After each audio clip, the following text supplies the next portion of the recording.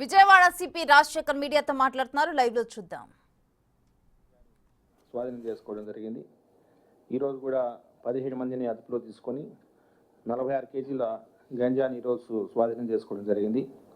ఒకసారి డేటా చూస్తే వీళ్ళు, నేను ఇందాకనే అడిషనల్ డీఎస్పీ టాస్క్ ఫోర్స్ అడిగాను, అసలు ఏంటి వీళ్ళంతా ఎవరు, 17 మంది ఏం చేస్తారు, ఏంటి వీళ్ళ బ్యాక్గ్రౌండ్ ఏంటి, వీళ్ళ ఎడ్యుకేషన్ బ్యాక్గ్రౌండ్ ఏంటి అని చూస్తే ఇందులో 10వ తరగతి చదివి డిస్కంటిన్యూ చేసిన వాళ్ళు 12 మంది ఉన్నారు.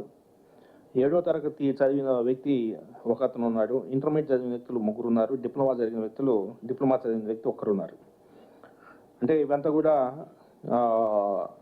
సరే వీళ్ళ ప్రీవియస్ కేసెస్ ప్రీవియస్ హిస్టరీ అడిగితే ఆల్మోస్ట్ అందరి మీద ఎన్డీపీఎస్ కేసెస్ 2, బాడీ అఫెన్సెస్ 2, ఇంకొకటికి NDPS case 1, theft case 1, body offence 1, ఇంకొకరికి ఎన్డీపీఎస్ కేసులు 5, లా అండ్ ఆర్డర్ ఇష్యూస్ 4, తర్వాత బాడీ అఫెన్సెస్ ఇంకోడు 498A అంటే భార్య మీద హింసించడం.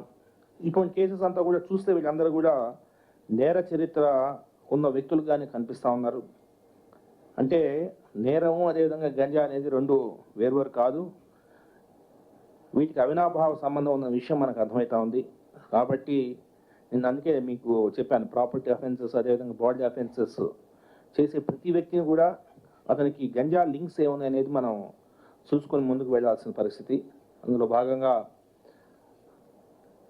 టాస్క్ ఫోర్స్ అడిషనల్ డీఎస్పీ గారికి చెప్పడం జరిగింది, ఎటువంటి పరిస్థితుల్లో ఈ గంజాని నిర్మూలించే దిశగా ముందుకు వెళ్ళాలి, అందుకు కావాల్సిన వనరులంతా సమాయత్తం చేసుకోండి, హ్యూమన్ రిసోర్స్ని సమాయత్తం చేసుకోండి. ముప్పేట దాడి చేస్తే తప్ప ఇది మనం ఈ గంజా బారి నుంచి మన యువతను కానీ సమాజాన్ని కానీ రక్షించుకోలేం. కాబట్టి అన్ని విధాలా మనము మల్టీప్రాంగ్ స్ట్రాటజీతో ముందుకు వెళ్ళాలని చెప్పడం జరిగింది. ఈరోజు 17 మంది ముద్దాయిని పట్టుకోవడం ముదాహం. ఇందులో 2 జూనైల్స్ కూడా ఉన్నారు. సో ఇది చూసే మనకు కొంత బాధేస్తుంది. చిన్నపిల్లలు కూడా, అంటే మేజర్ కాని వాళ్ళు కూడా ఈ గంజాయి చేసి సేవిస్తున్నారంటే దీన్ని మనం సమాజం అంతా కూడా అందరూ కలిసికట్టుగా అన్ని విధాలా మనము అందరూ సహకరించుకుంటూ ముందుకు పోతే తప్ప ఈ మహమ్మారి నుంచి మనం తప్పించుకోలేము. త్వరలోనే రాష్ట్ర ప్రభుత్వం ఒక టోల్ ఫ్రీ నెంబర్ కూడా ఇస్తూ ఉంది. సో మోస్ట్లీ అనదర్ 2-3 డేస్లో టోల్ ఫ్రీ నెంబర్ కూడా వస్తుందని చెప్తున్నారు. ఆ టోల్ ఫ్రీ నెంబర్ వచ్చిన తర్వాత సమాచారం కూడా విరివిగా పోలీస్ శాఖకు విరివిగా ఇవ్వడం అనేది ఇంపార్టెంట్. సో అది వచ్చిన తర్వాత ఇంకొంత మనం ముందుకు వెళ్ళొచ్చు అనేసి మనం అనుకుంటున్నాం. అదేవిధంగా కొన్ని ప్లేసెస్లో నిఘా పెంచాల్సిన అవసరం ఉంది, వెహికల్ చెకింగ్ పెంచాల్సిన అవసరం ఉంది. అదేవిధంగా ఈ 17 మంది ఎవరైతే దొరికారో వీళ్ళ క్రైమ్ హిస్టరీ ఒకసారి చూసి అంత మునుపు అఫెన్స్ చేసి ఉంటే ఆ అఫెన్సెస్ బట్టి వీళ్ళ మీద పీడీ యాక్ట్లో ఏమన్నా మనం ఇన్వోక్ చేయొచ్చు అనే విషయాన్ని కూడా పరిశీలిస్తాం. ఒకసారి వీళ్ళ నేర చరిత్ర అంతా ఒకసారి చూడాల్సిన అవసరం ఉంది. సో అదేవిధంగా రౌడీ షీటర్స్, నిన్నే మీకు చెప్పాను, బ్లేడ్ బ్యాచ్, అన్నీ కూడా కొంత ఇంటర్లింకేజెస్ చాలా ఉంటాయి. కాబట్టి అవన్నీ కూడా మనం ఒకసారి స్టడీ చేసి ఒక నిర్దిష్టమైన ప్రణాళికతో ముందుకెళ్ళి ఈ యొక్క గంజాని సమూలంగా నిర్మూలించాలనే ఉద్దేశంతో ఉన్నాం. సో అందులో భాగంగా ఈరోజు వీళ్ళని అరెస్ట్ చేయడం జరిగింది.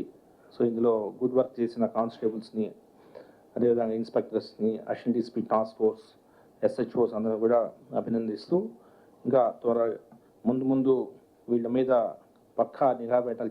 అందరికీ చెప్పాను, మీరు గంజా తాగిన వాడిని పట్టుకోవడం అంటే ఒక చిన్న ఇక్కడ ఎంఓలో ఒకటి కనిపిస్తూ ఉంది. గంజా తాగిన వాడు ఫస్ట్ గంజా తాగుతాడు, తర్వాత డబ్బులు సరిపోవు. వాడు ఏం చేస్తాడంటే కొంత గంజా తెచ్చుకొని వాడు కొంత గంజా సేవించి మిగతా వాళ్ళకి సప్లై చేస్తున్నాడు. అంటే వాడే పెట్లర్గా మారిపోతున్నాడు. సో ఇది కూడా ఒక ప్రమాదకరమైన పరిణామం. సో కాబట్టి ముందుగానే ఈ గంజా సేవించడం గుర్తించడం, అదేవిధంగా కొంత డ్రగ్ అడిక్షన్ సెంటర్స్ వీటి మీద కూడా ఫోకస్ పెట్టాల్సిన అవసరం ఉంది. ఆంధ్రప్రదేశ్ ప్రభుత్వం కూడా దాని మీద కొంత వర్కౌట్ చేస్తూ ఉన్నారు. మీకు అందరికీ తెలుసు, ఒక సబ్ కమిటీ ఫామ్ అయ్యి సబ్ కమిటీ ఎడ్యుకేషన్ మినిస్టర్ గారు, అదేవిధంగా హెల్త్ మినిస్టర్ గారు, హోమ్ మినిస్టర్ గారు అంతా కూడా కలిసి, అగ్రికల్చర్ మినిస్టర్ అంతా కలిసి దీన్ని ఒక ప్రణాళికతో ముందుకు వెళ్ళాలని ఆలోచిస్తున్నారు. అందులో భాగంగా కొన్ని డీఅడిక్షన్ సెంటర్స్ కూడా వారు త్వరలోనే ఏర్పాటు చేయబోతున్నారు. సో వీటన్నిటిని ఉపయోగించుకొని ఈ యొక్క గంజాయిని సమూలంగా నిర్మూలించడానికి కృషి చేస్తామని చెప్పేసి తెలియజేస్తూ ధన్యవాదాలు. 46 కేజెస్ అండి.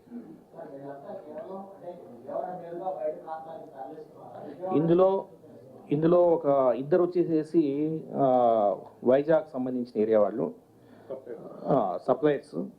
ఈ 17 మిగతా 15 మంది కూడా ఇక్కడనే కొంత సేవింగ్స్ వీటి తీసుకొని ఇంకోటికి ఇస్తాడు అట్లా.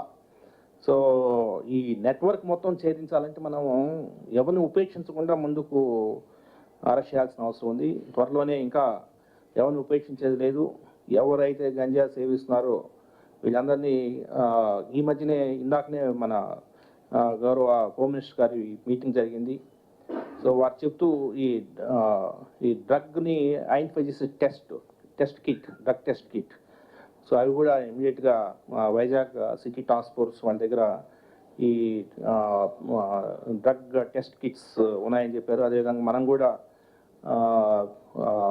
మనం ప్రతి పోలీస్ స్టేషన్లో కూడా ఈ డ్రగ్ టెస్ట్ కిట్స్ పెట్టుకునేసేసి, సో ప్రతి నేరస్తుడు కూడా వచ్చిన మరుక్షణం వాడికి ఈ గంజా మీద ఏమన్నా లింక్ ఉందా అనే కోణంలో కూడా మేము ప్రతి కేసులో కూడా ముఖ్యంగా చూస్తుంటే ఈ ప్రాపర్టీ అఫెండర్స్, ఈ బ్లేడ్ బ్యాచ్, ఇటువంటి రౌడీ షీటర్స్ ఇదంతా కూడా గంజా ఏమైనా సేవిస్తుండే అనేది ఒకసారి చెక్ చేసుకొనేసేసి ముందుకు పోతాం.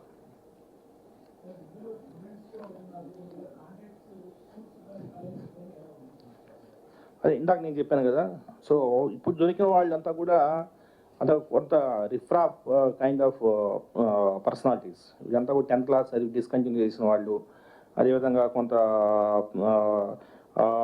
ఆటో నగర్లో క్లర్క్గా పనిచేసేవాడు, అదేవిధంగా అగ్రికల్చర్ ల్యాబ్లో ఒకడు కార్పెంటరు, ఒకడు రైస్ షాప్లో పనిచేసేవాడు, ఒకడు కూలీ చేసేవాడు, ఇలాగా ఒకడు మల్టీమీడియా ల్యాబ్లో పనిచేస్తున్నాడు, ఒకడు వచ్చేసేసి రౌడీ షీటరు, ఇంకోటి ప్రీస్ట్గా పనిచేస్తున్నాడు. చూడండి ఎట్లా ఇదంతా డిఫరెంట్ కైండ్ ఆఫ్ ఇది ఉంది అనమాట. అలాగా ఒకడు మెకానిక్, తర్వాత ఒకటి చికెన్ షాప్లో పనిచేస్తున్నాడు. అసలు నేను ఇంకా ఎవరు ఏంటి అనేది నేను చెప్పలేదు, ఎందుకంటే కొంత మరి ఎక్కువ వారి గురించి చెప్పినా కూడా బాగుంటుంది ఉద్దేశం చెప్పలేదు. సో కొంత అనాలిసిస్ చేయాల్సిన అవసరం ఉంది. ఎటువంటి క్యారెక్టర్స్ మీరు చెప్పినట్టు మరి కాలేజీలో ఏం జరుగుతూ ఉంది, మన దగ్గర ఉన్న ఎడ్యుకేషన్ ఇన్స్టిట్యూషన్స్లో ఏం జరుగుతుంది అన్న దాని మీద కూడా ఫోకస్ పెట్టాల్సిన అవసరం ఉంది.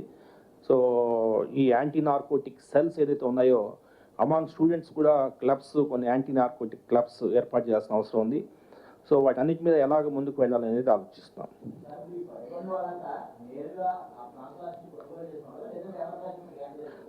అంటే ఇప్పుడు గంజాయి మాత్రమే సేవిస్తే మనము వాడు సేవించినట్టయితే వాడిని కొంత మనం వాడిని డ్రగ్ అడిక్షన్ నుంచి పక్కకు తప్పి వాడిని కొంత మానవతా దృక్పథంతో చూసి వాడిని ఆ డ్రగ్స్ మానించే దిశగా మనము డీఅడిక్షన్ అట్లా వెళ్ళొచ్చు. సో ఇందులో ముఖ్యంగా ఎలా కనిపిస్తారంటే ఒకడు అక్కడి నుంచి తెస్తాడు, సీలేరు ప్రాంతం పోయేసేసి కోరాపుట్టు మల్కాంగి ప్రాంతం పోయి తెస్తాడు. తెచ్చిన తర్వాత ఒక 5 కేజీలు తెచ్చిన తర్వాత వీడు 1 కేజీ తాగేసి 4 కేజీ అమ్ముతాడు. సో అమ్మడం అనేది ఈ పెడ్లింగ్, డ్రగ్ పెడ్లింగ్ అనేది దట్ ఈస్ డేంజరస్. సో వీళ్ళు కొనుక్కొని తీసుకురావడం, ఇట్లా వాడు కొంత సేవించడం, మిగతా వాడికి అమ్మడం. సో అటువంటి టైప్ ఆఫ్ మోడస్ ఆపరెండి కనిపిస్తూ ఉంది. అది ఇందులో మెయిన్ ఒక ఇద్దరు అయితే మాత్రం చాలా మెయిన్ ఇది ఉన్నారు. ఒకటికి అంత మునుపు వాడిని పీడీ యాక్ట్ కూడా వేస్తున్నారు. మానపోలు శివనాగ మహేష్ అనే వాడి మీద ఆల్రెడీ 1 పీడీ యాక్ట్ కట్టడం జరిగింది. వాడికి ఆల్రెడీ 4 గంజా కేసులు, 3 థెఫ్ట్ కేసులు, 9 బాడీ అఫెన్స్ ఉన్నాయి. సో వాడు మళ్ళా హీస్ గెటింగ్ ఇన్వాల్వ్డ్. సో ఇటువంటి వాళ్ళనే మనం చాలా జాగ్రత్తగా, సో ఇటువంటి క్యారెక్టర్స్ మళ్ళీ పీడీ యాక్ట్ వాని మీద మళ్ళీ పీడీ యాక్ట్ పెట్టడానికి ఒకసారి అంతా టోటల్ హిస్టరీ అంతా చదివి ఏంటి వీడు వ్యవహారం, ఏంటి వీడు ఎప్పుడు పీడీ యాక్ట్ వెళ్ళాడు, మళ్ళీ ఎప్పుడు స్టార్ట్ చేశాడు, నిరంతర నిఘా ఉండాల్సిన అవసరం ఉంది. నిన్న కూడా అందుకే నేను చెప్పాను, వీళ్ళందరి మీద నిరంతర నిఘా ఉండాలంటే ఎవ్రీ 5 డేస్కి 6 డేస్కి వీళ్ళు టచ్ చేస్తా ఉంటే పోలీస్ కానిస్టేబుల్ బాగుంటుంది. అందుకే డే బీట్స్ అని నేను మీకు చెప్పాను. డే బీట్స్ ద్వారా వీళ్ళందరినీ ట్యాగ్ చేసి మన దగ్గర ఉన్న వీళ్ళందరినీ పిలిపించడం, మాట్లాడడం, కొంత అవేర్నెస్ క్రియేట్ చేయడం, కొంత కౌన్సిలింగ్ చేయడం, ఇటువంటి పద్ధతుల ద్వారా కొంత మనం మార్పు చేయొచ్చు. ఎవరైతే కేవలం సేవించి ఉంటారో వాళ్ళని మేము ప్రస్తుతానికి టచ్ చేయట్లేదు. కొంత ఎవరైతే డ్రగ్స్ తీసుకుంటూ మిగతా వాళ్ళకి అమ్ముతున్నారో అటువంటి వాళ్ళు మాత్రం ఉపేక్షించట్లేదు.